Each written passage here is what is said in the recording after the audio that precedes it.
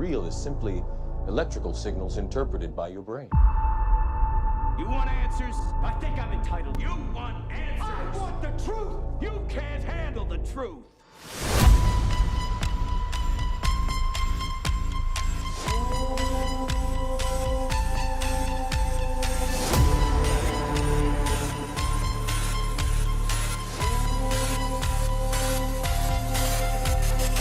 Open your mind.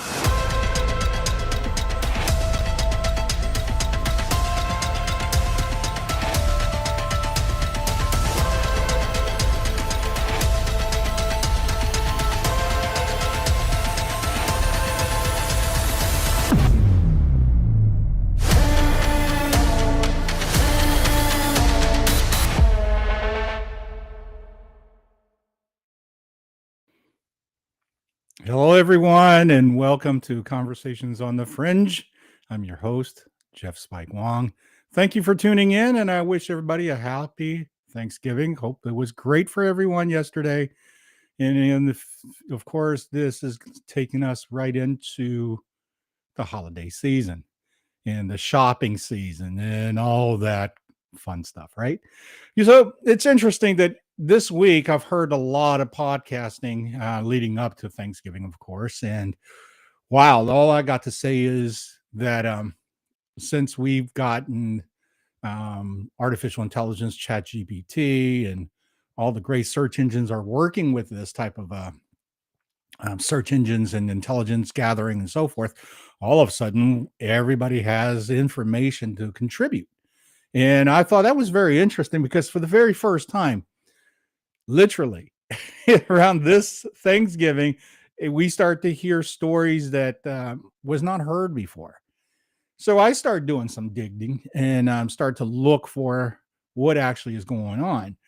And the fun part is this, most of us grew up during this time is, we got the week off from school, and this is the mark in the beginning of, a few more weeks going back into school. And then we have Christmas, and it's just this great fun energy that I remember. Now, of course, for those of you who know my origin and my past of not have been born in Taiwan instead, the first 10 years of my life, we didn't have anything like this in the so-called Christmas season or Thanksgiving or anything like that in my household, because it just simply was not in our culture. So it was interesting that the first time I got here in 1974, and I was exposed to this holiday. I was exposed to a lot of new stuff I wasn't. For instance, Valentine's Day, I had no idea what that was about. You go to class and people give you candy and a card and just saying, this is great. What is it? Then, of course, we just got through Halloween. And that was another thing that they so-called call a holiday. And then we got candy and got to dress up and be somewhat goofy and fun. And it was just all these things that was given to me and by proxy, and I accepted them. I accepted them according to what was told to me. So when Thanksgiving came around, I just knew, well, number one, it was cold, and we're going to go over to my Aunt Mary's house, and everybody in the family is going to go. So it was the first time that I recall ever going to a relative's house where all the families showed up. So that was really, I thought was different, and it was festive because of it. Now, of course, a lot of families have this. So this is something that probably will resonate for quite a few of you, that you only saw some of these family members once a year. The interesting thing is, of course, this once a year event also included this thing called the Turkey Bowl. Now, for some of you out there who are not familiar with that term, Turkey Bowl is a so-called friendly family football game that we play on Thanksgiving holiday while everybody was prepping for dinner. The few of us, or sometimes quite a few of us, would go to a empty place, a front yard, maybe a local school right around the corner is where we went to proceed to play pickup football. Now, as far as I remember, we played football, touch football. So if you got touched, that was it. There was no flat out going after each other. My cousins and I weren't really like that. Of course, you have to picture a family of Asian kids Most of them are academically gifted, and most of my cousins are engineers and so forth. I'm the one that didn't go that direction. So, in sense of football, in athletics, wasn't number one on their list by any stretch of the means. And I didn't really even understand football my first year, so I just kind of followed the blueprint and went along for the ride. Of course, years later, the following year, we're fourth to fifth grade and fifth grade to sixth grade. These are my years that I come to understanding Thanksgiving, Turkey Bowl. There was something that was involved called bragging rights. And I had no idea that it would become and evolve that. And then I really didn't understand that a lot of families was doing this. So that was interesting to me. It was a very unique so-called customary family holiday that was included every year on their calendar without really understanding why. But when I went to school, especially I think starting in fifth grade, where I started to get grasp of English. So I've been in America a little over a year and a half now. I start to understand things. So when Thanksgiving came around at that time, we started making these little, paper hats out of construction papers of turkey and those pilgrim hats. And that was the so-called the lay of the land and the story that we were now reinforcing in our paradigm to give us the backstory of why are we taking off from school to celebrate Thanksgiving. And it had nothing to do with football. It had to do with this pilgrim thing and the turkey. And at that point, it wasn't even explained to me at all. In the school, never had any kind of a history about Thanksgiving. So we're just given this so-called story. Now, the irony behind this whole thing is the first true Thanksgiving story that was given to me in a bigger picture was Brady Bunch. When Greg Brady decided to make his class project using Thanksgiving as the theme. So for me, a little Chinese kid from Taiwan, I'm just thinking, oh, okay. And I'm sure for a lot of us that the so-called Thanksgiving holiday started with this pilgrim meeting with the natives, and they became friends. They celebrated each other, the unionship of the two so-called group of society come together, sharing, and that became the celebratory Thanksgiving holiday. Yeah, okay. So for the longest time, I'm talking about longest time all the way up to probably within this decade, that I was still going under the idea that Thanksgiving actually came from the pilgrims meeting the Indians, the natives, and through the harsh time that the pilgrims were and the settlers basically were going through, that the natives were helping them out. It was showing them the lay of the land. And that became the so-called the greatness of how we have society today. So therefore, we create Thanksgiving to honor the native friendship and honoring our society growing from that. And this is our holiday to celebrate. Okay. So needless to say, as everybody's deep diving on this year's Thanksgiving, I just started hearing more and more stuff. Josh Reed actually did a real good one, and he brought out the Washington Thanksgiving. George Washington, that is, first president of the United States, father of the country, however you want to put it.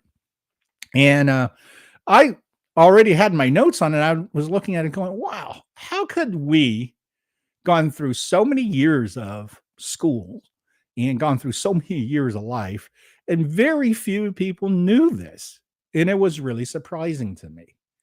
So I looked at it, and I like what Josh told us. So I revamped and kind of went deeper on it just to kind of understand what was going on.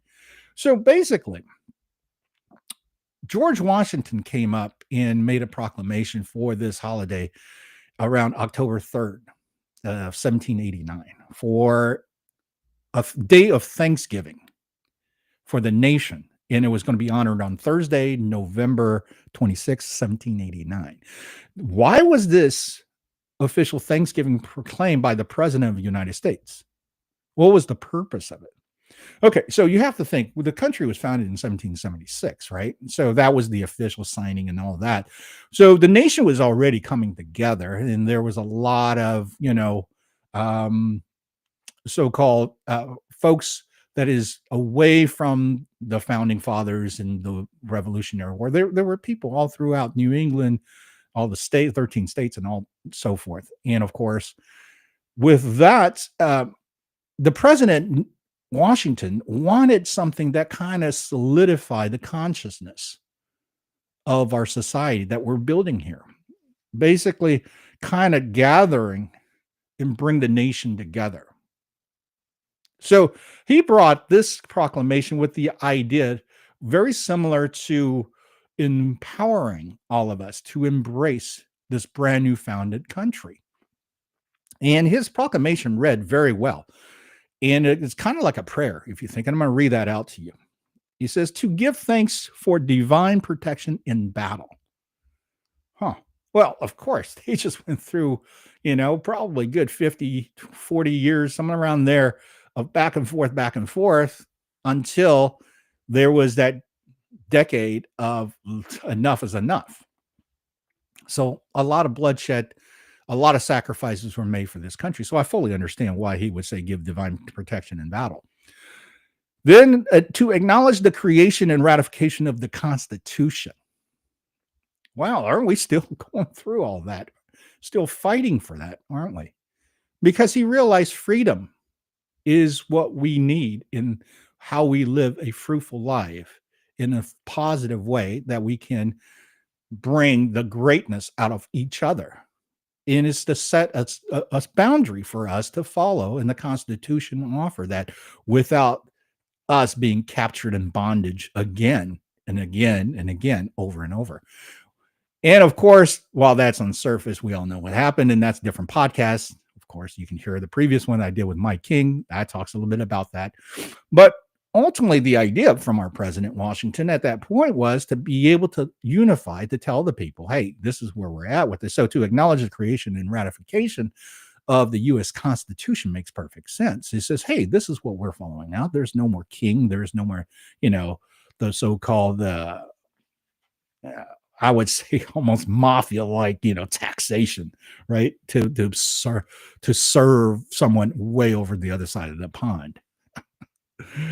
Yeah, when we look at this from a point of view of above, you kind of do look at this and it's like, wow, these people over in England really thought they could do this by, underhanded ways to infiltrate. So we weren't going to go for that. Americans were now on their own, and they're going to build their lives according to the Constitution. So the third thing, and it comes to ask for healing of wounds from the war. Now, this is a second line that he brought out that has dealing with battles and wars to protect us and to heal us. So evidently, he recognizes there are probably people that's out there in America now, once we've now become a country, that is sitting at home missing a brother, missing a husband, missing a father, missing a son because of the Revolutionary War. So to heal the heart, to heal the family, he strived for that. And you want to unify that. So there's something to be said about the greatness of George Washington to have the foresight and the insight to want to heal our country's so-called efforts to gain our own freedom and the sacrifices that we all went through in doing that. So I fully understand by asking for healing wounds from the war. As a matter of fact, we should give thanks every year to all the people that serve, that has given themselves selflessly to protect our rights, to protect our Constitution, and to protect our life and lifestyle. So being that it ends with to bless new government and guide it away from corruption. Wow, George Washington wanted to give Thanksgiving a special holiday so we can honor greatness of Americans that sacrifice our freedom and to bless our government and guide it away from any corruption. And look where we're at 2025. We're about to unmask the corruption at the greatest level and call it all out and fix it. At least that's what we're all hoping. So for this to basically come at a time of the birth of the new nation within the first 2 decades, for George Washington to come out and create this special day for us to give thanks, for us not to be just constantly in the so-called the cog of the machine or the daily grind, or for us to take a step back and really honor and understand what actually happened and where we are at now as people living in this great country. And I just love that, because after reading and learning about this, it really changed my point of view regards to how much this holiday really does have so much history and what it actually does in humanity and its intention. The gratitude aspect of it, I can't say enough that if you watch my 365, the Art of Mastery 13th Note podcast, you'll understand that there's a lot of things that I do in there in refinement that talks about gratitude. And gratitude is something of the sense of self. If you honor it and you wear it and embrace it, you actually recognize that the gift of giving is more than you will ever expect in the gift of receiving. And with that, for the president to have that kind of foresight to realize that I need to bring the consciousness of our country, I need to heal and help healing the wounds that has decimated the families here. I need to create a unified reason. And the Thanksgiving became that. So I love that. I think this has set us into a great precedent to move forward. Now, there's something that came with my research that I thought was really unique, that kind of surprised me, and because nobody ever talks about any of this. So there's a woman. Her name is Sarah Josepha Hale. I know I'm butchering stuff like this because I'm just really bad at reading names and so forth. Anyway, she is an editor of this lady's book. Okay, so this word is Godey apostrophe S. So I'm pronouncing it Goday. But it has the word God in it. Isn't that telling?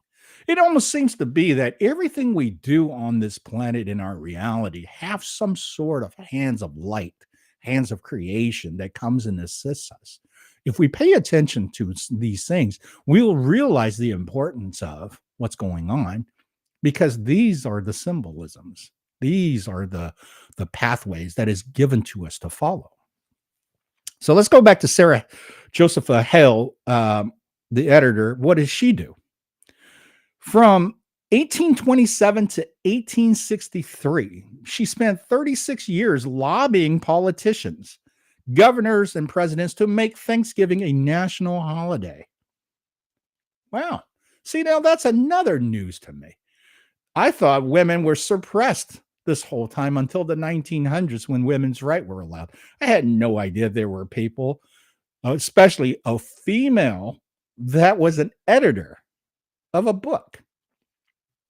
It's incredible what AI can bring you in information, isn't it? So now she wanted to unify the country by making a national holiday, and she keeps on running into brick walls. You have to understand, well, what is it? The president, Washington, unified the country of it, but they didn't want to make this an annual thing. It makes no sense. What she wanted to do was that she wanted this to strengthen the national identity. Okay, I get that. She wanted to get the North and the South to unify. Okay, so evidently we did have a big division. So instead of the donkey and the elephant, the R and the,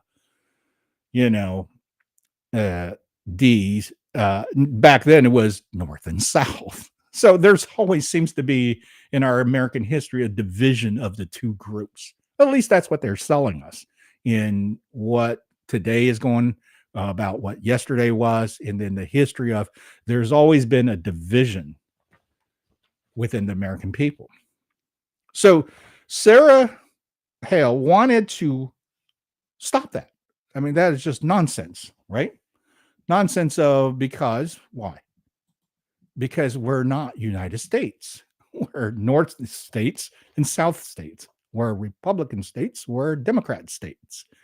Sounds familiar, doesn't it? And with that, she wanted to reinforce the domestic moral structure in America. What does that actually mean?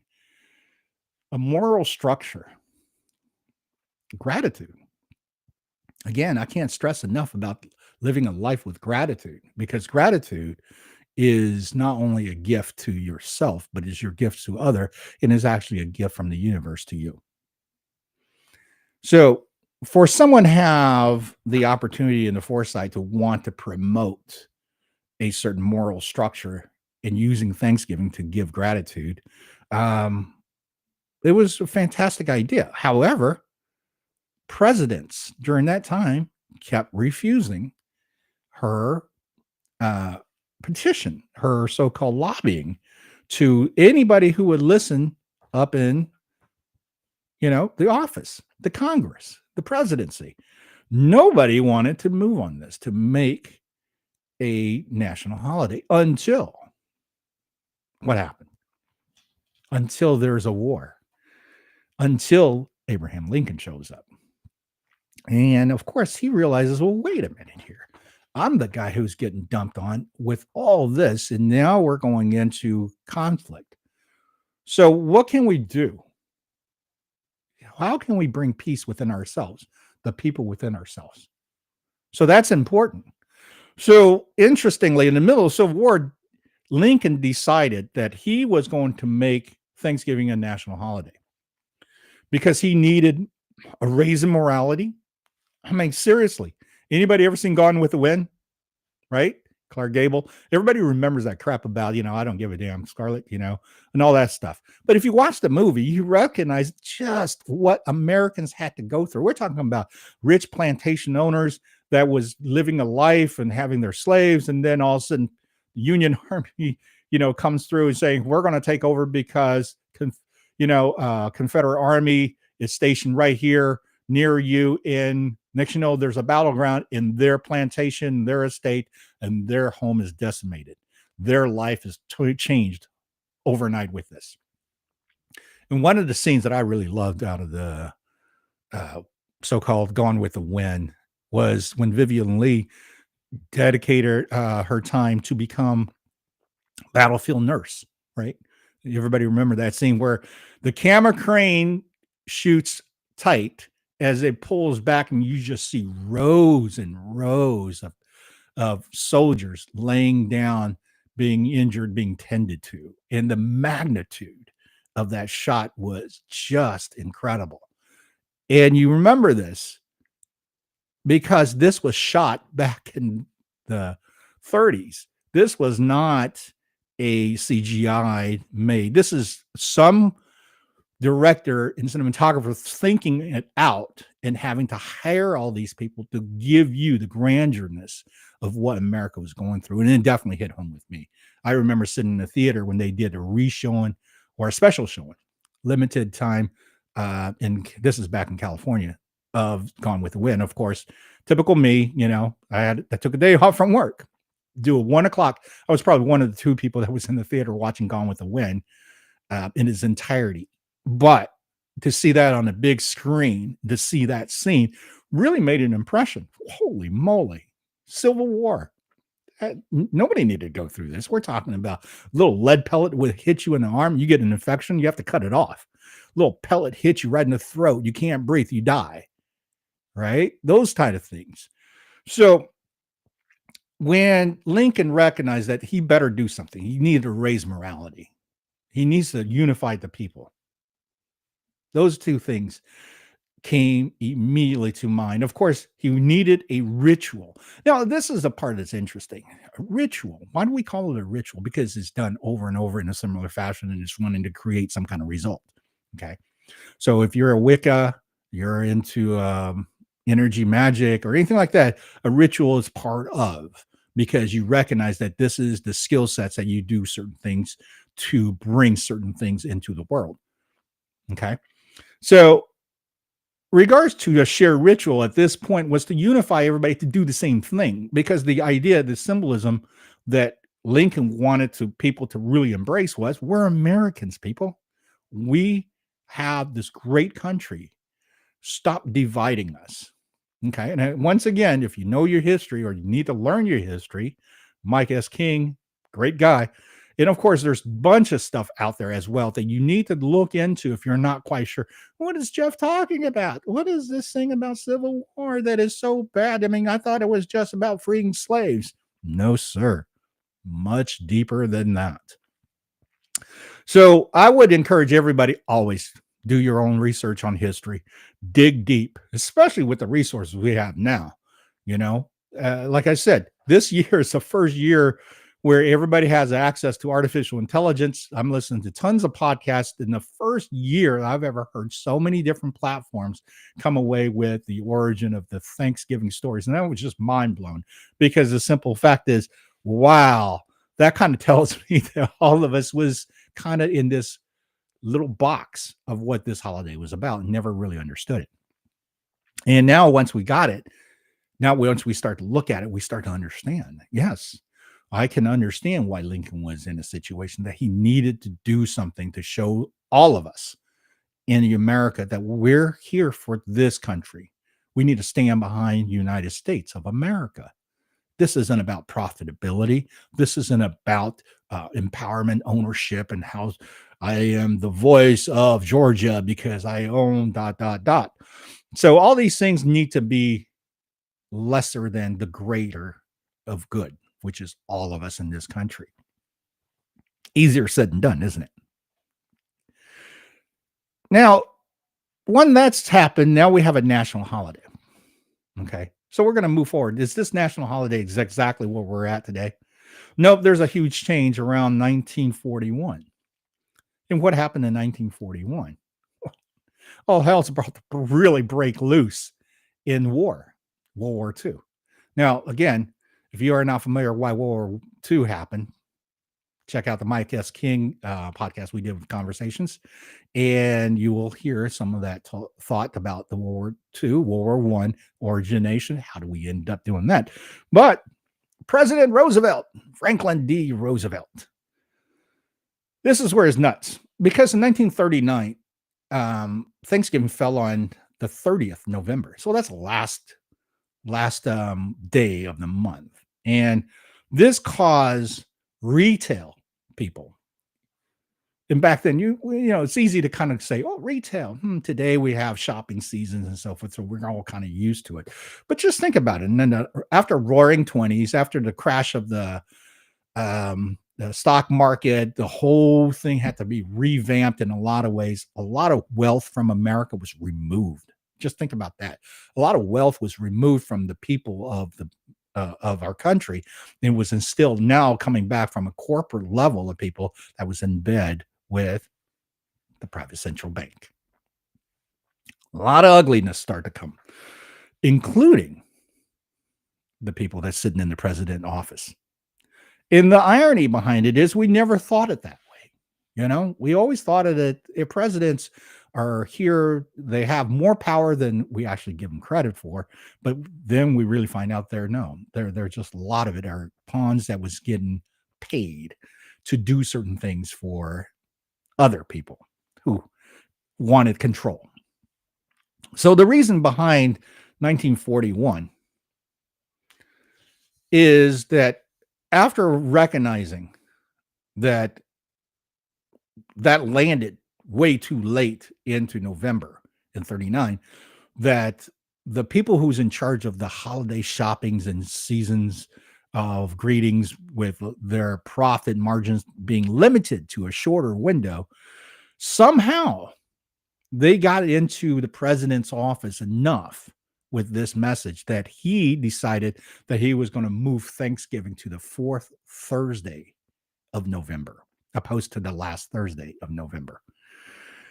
And by doing that, this gives all retailers shopping season an extra few days at least a few days, if not a week, to be able to make their money. So it comes down to, again, wow, everything we do is driven by money. Is it? What happened to the whole thing that why we were escaping from the taxations and why we founded our own country was because we were extorted with taxation. We were extorted by empowering the producing states versus non-producing states with, of course, bondage, slavery, workforce.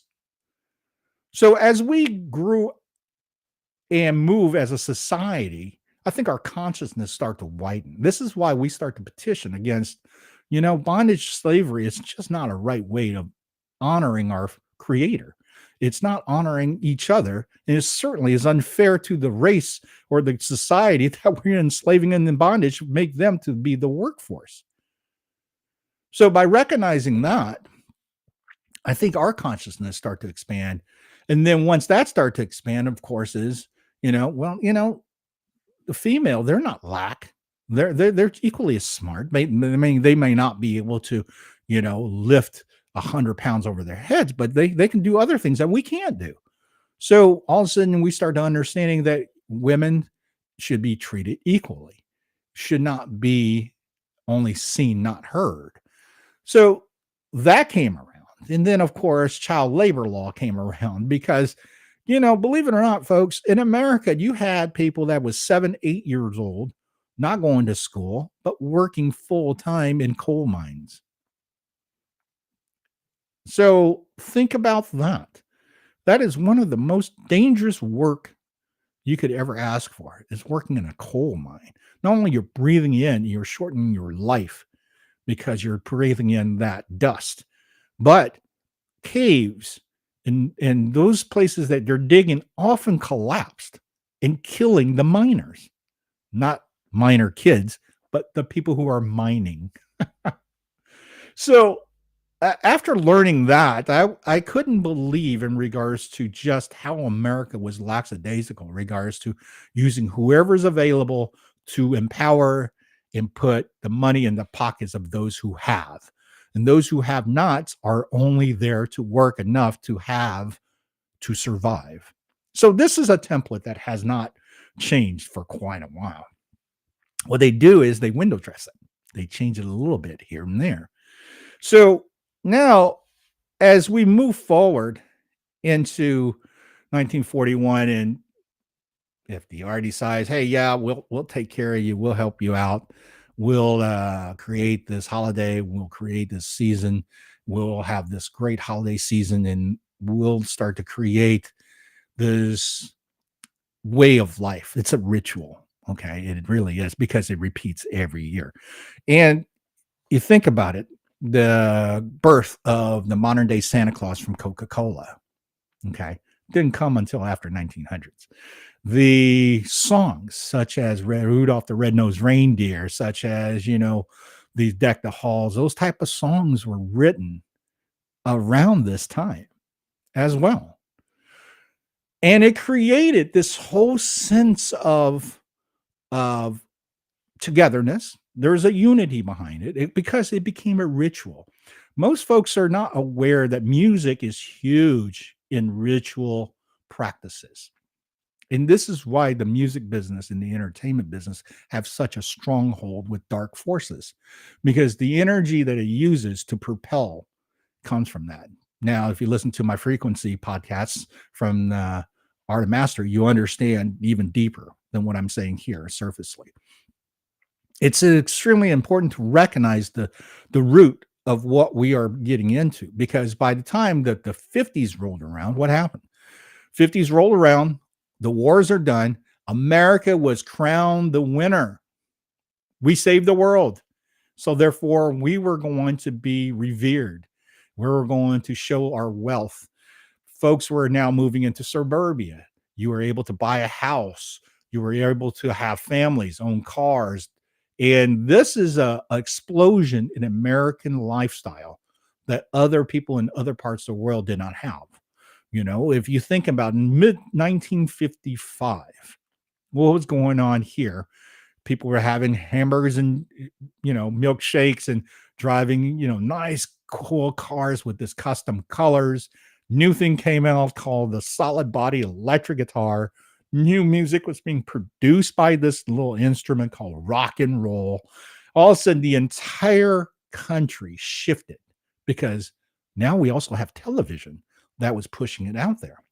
While other countries, including the country that I grew up with, Taiwan, you know what we were still doing?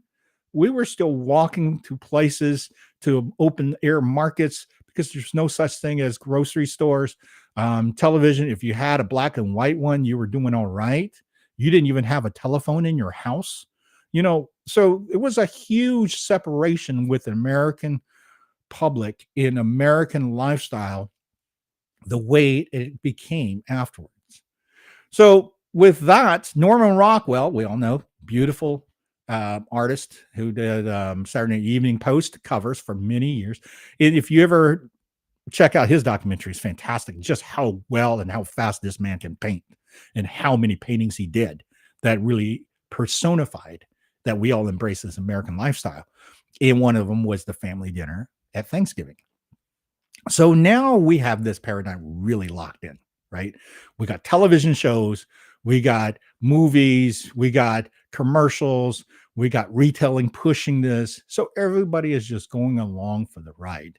And it's fine. So somehow, somewhere, the National Football League recognizes the potential.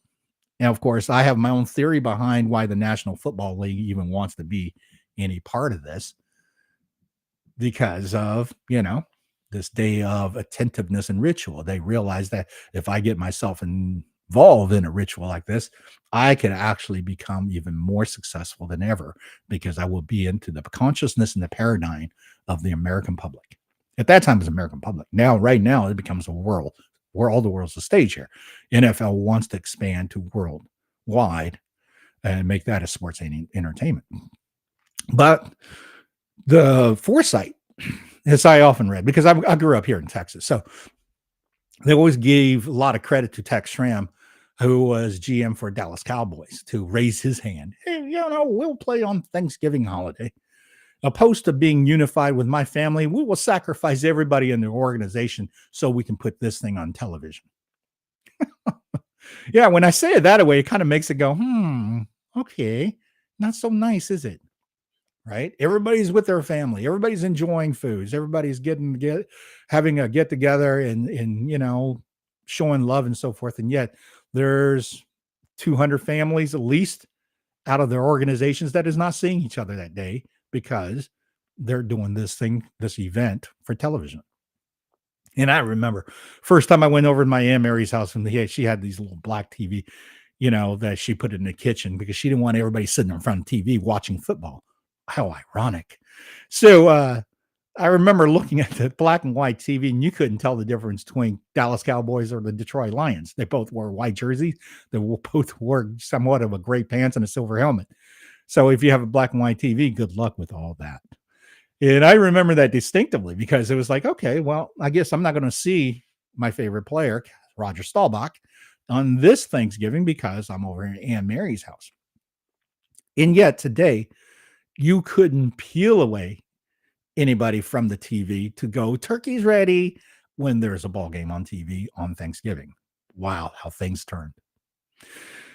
So the Thanksgiving holiday started to go away from the gratitude, started to go away from the unity that was intended for. Now, all of a sudden, it just became this marking of the beginning of the festive ritual, the beginning of the holiday season shopping, the beginning of the celebratory the next months to Christmas, the birth of Jesus Christ.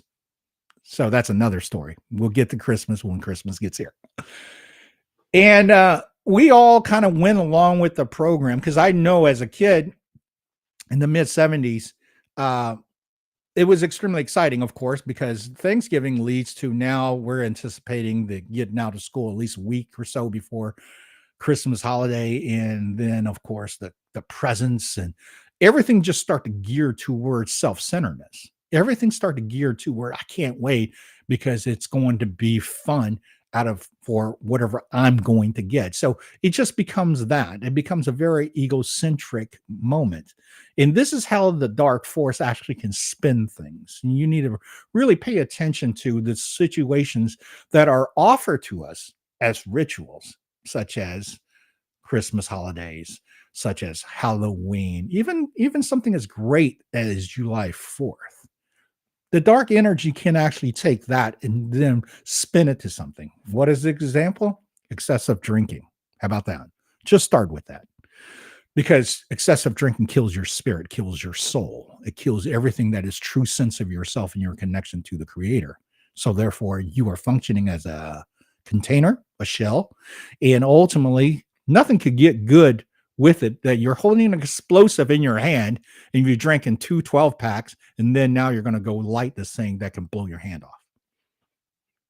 I hear this story every year. I see this type of story happen every year. So it's not so good. You can say, well, everybody's got free will. They can do whatever they want. And some people make bad decisions. Okay, true. But also the key of free will is how to assess and make the best of your opportunities. But when you are offered to do things that is non-productive, but promoted as, this is great, this is the reason why we have these holidays, this quote unquote rituals, this is why we have fun when we do these things. It's almost like if you don't do these, you're not cool, it's not fun. Doesn't really make sense.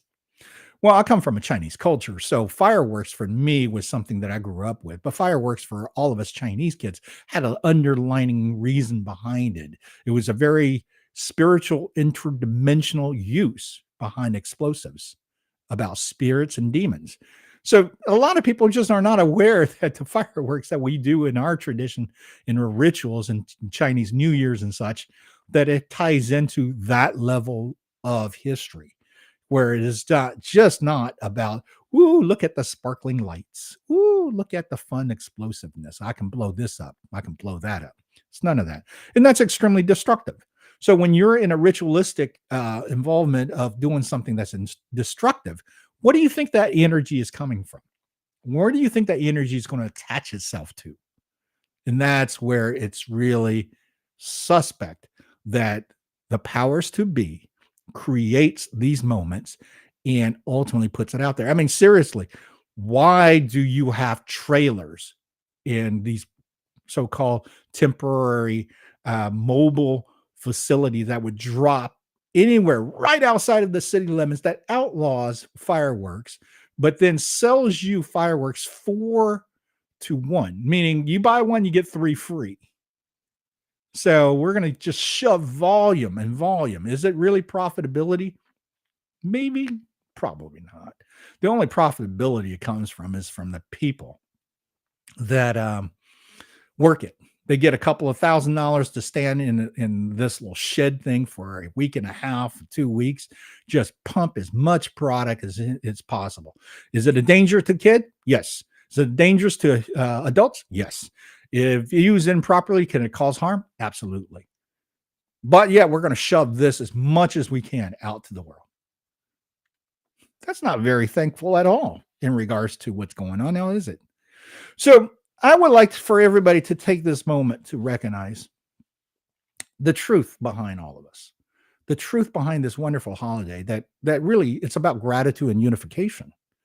Because without it, I think we as a society sorely miss the unification in the commonality that we have with each other. So therefore, we no longer become common regards to relationship and morals and etiquettes, and those things just kind of go away because we don't honor each other to be able to give each other that. And especially now, if you look at how life has changed in our society in the last 30 to 40 years, we have not open desk rooms anymore. Now we have open floor cubicles where everybody's separated into these little nests of their own. It's almost like a honeycomb full of worker bees, right? So we're being promoted in the sense of separation, which is not normal. If you ever look at anything in the dark arts, it's always about the unnatural trying to infiltrate itself into natural way of creation. This is what dark force is really about, the unnatural way. If you look at all the things that's going in through in life that now we're starting to unveil, the trafficking of humans, especially children, the abuse, the ritualistic of sacrificials, all these things are unnatural in the way of growth and expand, which is the creator of light, creation of life.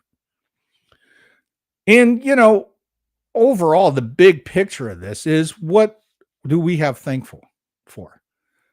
Well, first and foremost, you're breathing, you're alive, you're conscious, and you're able to rationalize in thoughts and then put thoughts into action and create reality.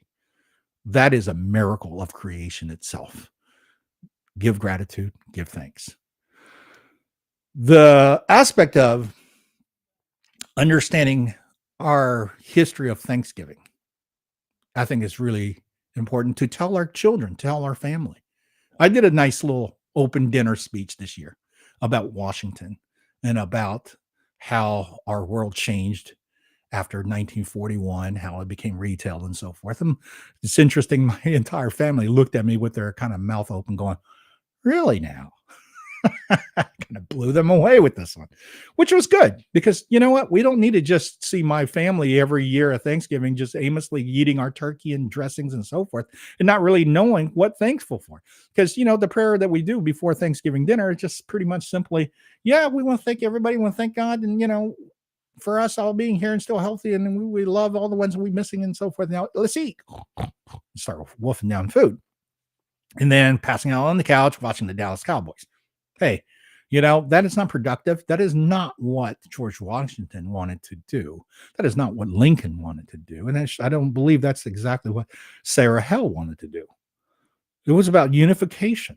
It was about our ways of morality to unite, to give thanks. So with that, not only a woman was involved, very instrumental in wanting to create this into a national holiday.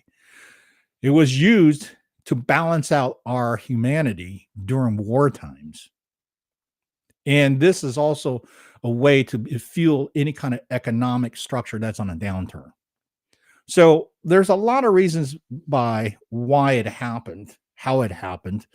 Ultimately, I was finished with this story. When I was in retail, and I was in retail for quite many years, between everything from consumer electronics to music instruments to grand pianos, which is in the state, in a way of a retail on its own, because selling a piano is like selling a Lamborghini. It's different.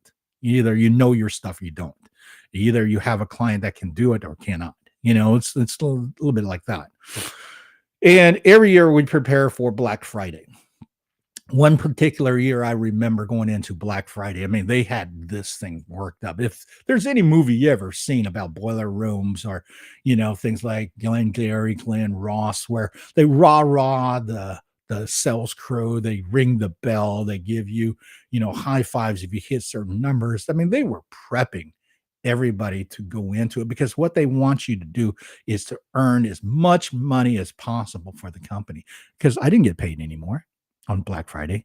I worked like a dog for 2 weeks to get this ready. And that day become like letting the dam open, just let the water gush.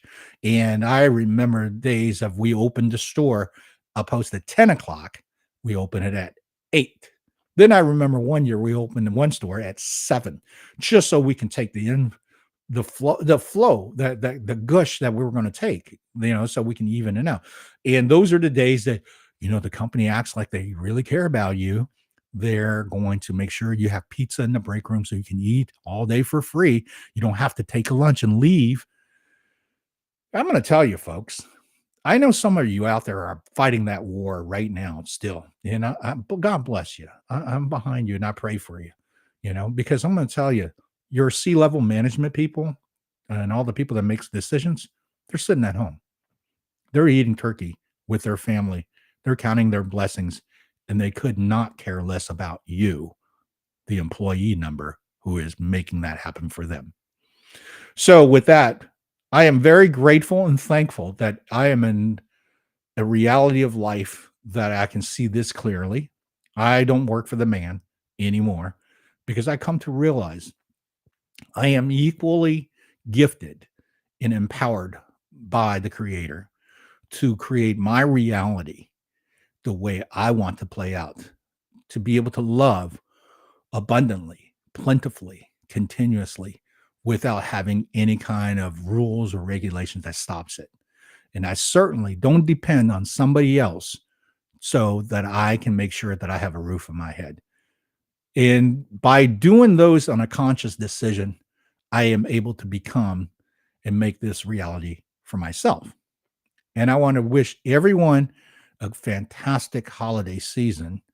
I want to let you know I am grateful for you for tuning in to support podcasting, support movements of helping our humanity to come into the Great Awakening and to be able to embrace the Great Awakening and to be able to really enjoy what we have come to us in this great world of ours. And with that, I want to thank everybody. Don't forget, like and subscribe. Conversations on the Fringe, right? This show has been around a long time. I just wanted to also give thanks to Josh Reed. I can't tell you enough that I don't know Josh really well. I've only gotten to know him for about a year or so coming up. And for me to be in this position of talking on the Conversations on Fringe as your host, it is literally a gift. And it almost is a so-called a dream come true, because I remember 5 years ago listening to this Conversations on Fringe and hearing him talking about so many topics, and I just went, this is a perfect show. This is exactly what I wanted to hear. And this is, man, I wish I can get on that show and talk about all the things that I want to talk about, because it just seems to be that all the other stuff out there was just kind of giving you little snippets and then they cut it off. Where Josh Reed kept on going and pushing the envelope and ultimately ends with, hey, don't listen to me. Don't believe me. Do your own research. And for the last 4 or 5 years, that's exactly what I've done. And to be here today, to be able to share with all the audience of the Conversations on the Fringe and here on redpills.tv, I can't thank everybody enough. I can't thank Josh enough. And I can't thank my family enough that they said, yeah, you want to go work on Friday evenings? Go ahead. We don't have to have date night today. We can go somewhere else. And for that, I am forever grateful for everything that I am receiving today. And thank you again for tuning in. Have a great weekend. And I will see you on the next Conversations on the Fringe. Be well. I don't have to tell you things are bad. Everybody knows things are bad. The air is unfit to breathe, and our food is unfit to eat. I don't know what to do about the depression and the inflation. I want you to get mad. I have come here to chew bubblegum and kick ass. And I'm all out of bubblegum. People should not be afraid of their governments. Governments should be afraid of their people. The more you fuck around, the more you're going to find out. These people are still a part of that system, and that makes them our enemy. We accept the reality of the world with which we're presented. It's as simple as that. I want you to get up right now and go to the window, open it, and stick your head out and yell, I'm as mad as hell, and I'm not going to take this anymore!